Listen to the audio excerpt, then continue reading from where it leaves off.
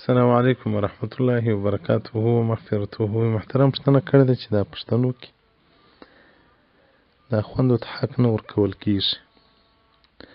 محترمه پر دې باندې موږ مخکې بحث هم کړی دی. باید حق حقدار ته تسلیم سي.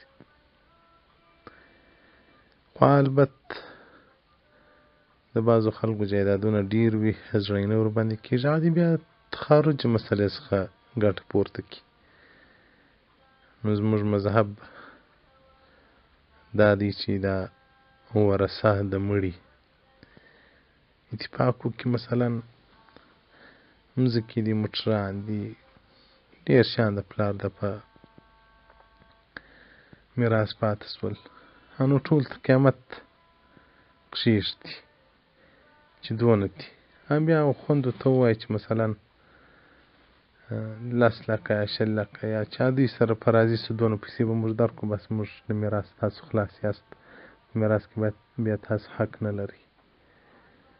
نو دغه مسله د تخارج ده. فقهای کرامو دې ته پر باب وضاحت کړی ده، لکه په سراجي کې نو چې له میراثه یې وباسي هغه پر دې طریقه باندې چې ناامیده هم نه سي ولاړی، څه لاسته ورسي،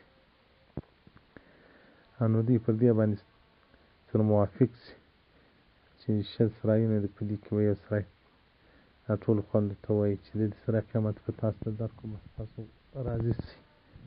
نو که قناعت وکړي برابر د ټولو غاړې سره خلاص سي.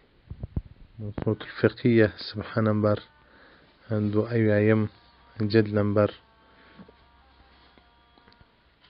3 دې ته پر وضاحت ورکړی دی. نو دغه د تخارج د مسلې څخه باید کار واخیستل سي، په دغه مسله باندې باید عمل وکړول سي، نو باره به د ډېرو مشکلاتو سره خلاص یاست. والسلام علیکم ورحمة الله وبرکاته ومغفرته.